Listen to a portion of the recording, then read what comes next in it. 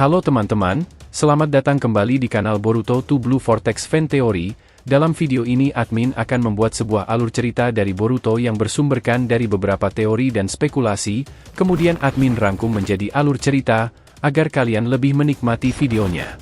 Jadi, kalau begitu langsung saja kita ke videonya, tapi sebelum itu tonton dahulu video kita sebelumnya yang ini, dan jangan lupa juga untuk like, subscribe, dan share, serta bantu kami menuju 10.000 subscriber.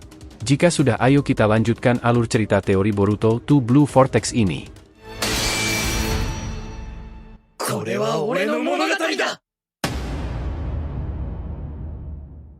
Peringatan, ini adalah hanya fan teori, dan jadikan sebagai video hiburan di waktu senggang. Boruto episode 297 bagian ke-157, Boruto penghancur dimensi. Adegan dimulai lagi saat Boruto dan Sasuke akhirnya memutuskan untuk melakukan misi menyelamatkan Naruto dari cengkraman dimensi Daikokuten. Di dalam ruangan markas Orochimaru yang penuh dengan alat-alat penelitian dan layar monitor yang berkedip-kedip, Boruto menatap Sasuke dengan mata penuh tekad dan sedikit kekhawatiran. "Kapan kita akan melakukannya?" tanya Boruto, suaranya sedikit bergetar dengan kegelisahan. Sasuke, yang duduk di kursi dengan satu mata tertutup karena luka dari pertempuran sebelumnya, menjawab dengan suara tenang, "Setelah Rinneganku kembali pulih. Bersabarlah, ini tidak butuh waktu lama." Boruto menghela napas, merasa sedikit lega tetapi masih penuh kekhawatiran. "Apa tidak masalah untuk membebaskan ayah di saat sedang kacau seperti ini?" tanyanya, pandangannya beralih ke layar yang menampilkan laporan situasi terkini di Konoha dan tempat-tempat lainnya. Sasuke menatap muridnya dengan tegas. "Kita tidak punya pilihan lain, Boruto. Kita masih butuh tambahan kekuatan. Ingat, lawan kita adalah Otsutsuki. Ini berarti adalah sebuah perang besar. Perang melawan Otsutsuki sudah tak bisa dihindarkan lagi. Kita harus melindungi dunia ini dari cengkraman mereka." Boruto mengangguk, menyadari kebenaran dalam kata-kata gurunya. "Baiklah, aku akan bersiap. Aku tidak akan membiarkan ayah tetap terperangkap di sana lebih lama lagi," katanya dengan suara penuh tekad. Di sudut ruangan, Orochimaru yang sedang sibuk dengan alat-alatnya ikut angkat bicara. "Kami akan memberikan semua dukungan yang kami bisa. Sasuke, Boruto, kalian harus berhati-hati. Dimensi Daikokuten bukan tempat yang mudah ditembus, dan kita tidak tahu apa yang akan kita hadapi di sana." Koji yang berada di dekatnya menambahkan, "Dimensi Daikokuten saat ini milik Kawaki, kita juga harus mempertimbangkan kemungkinan adanya jebakan atau pengawasan ketat dari Kawaki. Selain itu kita juga harus mempertimbangkan Otsutsuki asing itu berbuat ulah, karena dia bisa saja masuk dimensi dengan sangat mudahnya. Kita harus merencanakan ini dengan matang." Minato yang berdiri di dekat pintu, menyarankan, "Kita juga harus memikirkan cara untuk menutupi jejak kita. Jika Otsutsuki tahu kita berusaha menyelamatkan Naruto, mereka mungkin akan menyerang kita dengan kekuatan penuh." Hashirama dengan aura penuh semangat, berkata, "Aku setuju. Kita harus menggunakan setiap taktik dan strategi yang kita miliki. Pertempuran ini akan membutuhkan lebih dari sekadar kekuatan fisik." Sasuke mengangguk, menandakan bahwa dia mengerti dan setuju. "Aku dan Boruto akan bergerak terpisah jika terjadi sebuah gangguan. Aku akan mengalihkan gangguan tersebut, sementara Boruto akan fokus pada penyelamatan Naruto." Kabuto yang sedang mengamati catatan mengenai dimensi Daikokuten dari Boruto, berkata, "Aku sudah mengidentifikasi beberapa titik lemah dalam pertahanan dimensi Daikokuten. Kau bisa menggunakan ini sebagai jalur masuk dan keluar." Di laboratorium Amado, dia terus memantau fluktuasi energi yang semakin meningkat. Cahaya dari layar monitor yang berkedip-kedip menerangi wajahnya yang penuh konsentrasi. Dia mengerutkan kening, mengamati data yang menunjukkan peningkatan energi yang luar biasa. Otsutsuki tersebut apakah memang sengaja menunjukkan energinya? Dasar, selalu saja Otsutsuki menjadi entitas yang sangat sombong dan gemar sekali memamerkan kekuatan kalian.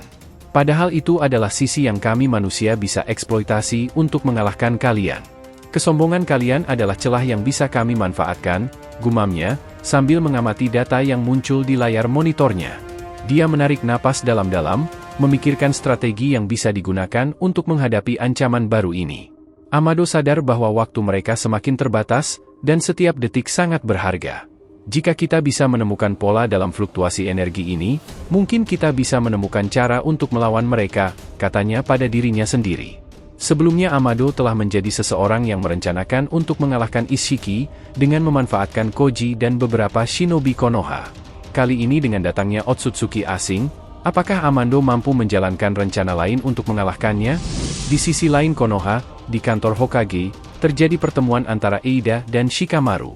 Shikamaru duduk di belakang meja, alisnya berkerut saat Eida memasuki ruangan.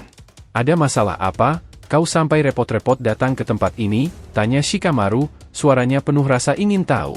Eida menghela napas, wajahnya penuh kecemasan.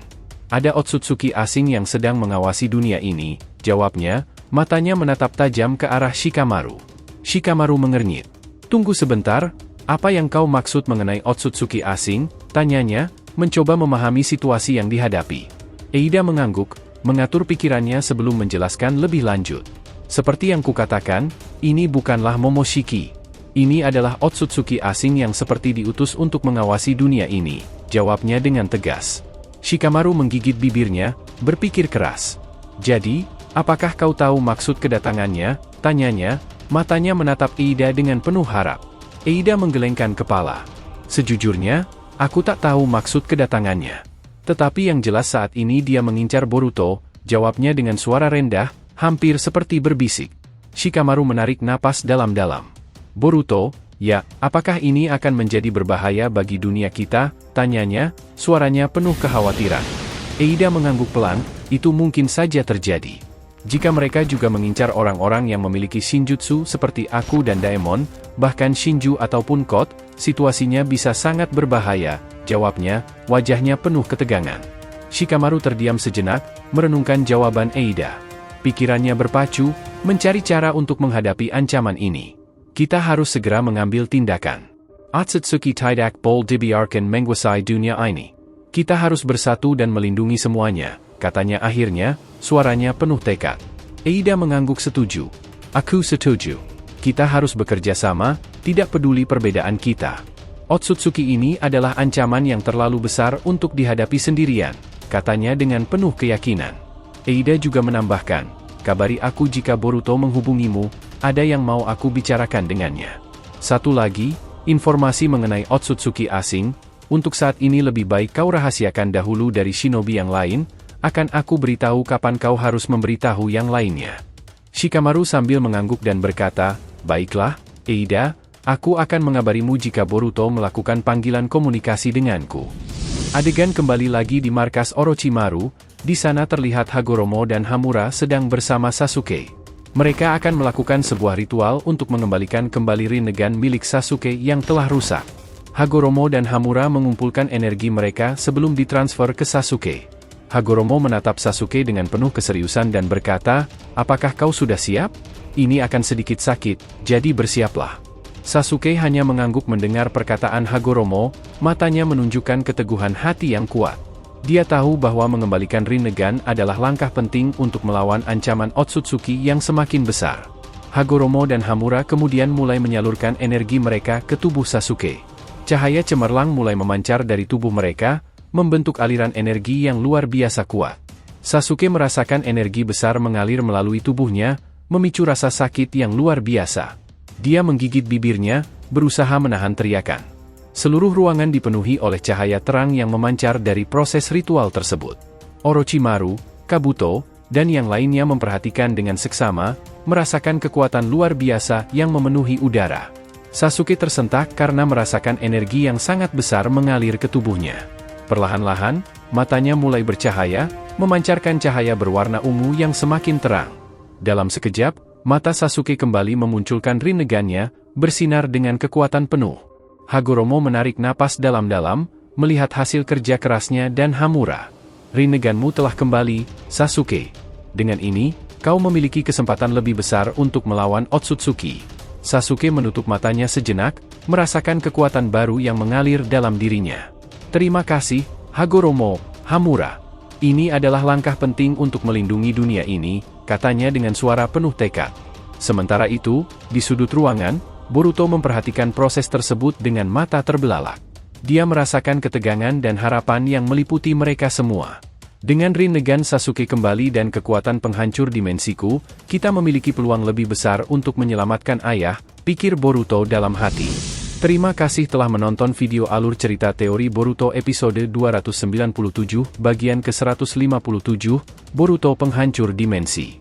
Jangan lupa untuk like, subscribe, dan share, semoga membuat kanal YouTube Boruto to Blue Vortex Fan Theory semakin berkembang. Jika sudah terima kasih, dan sampai bertemu di video alur cerita teori berikutnya.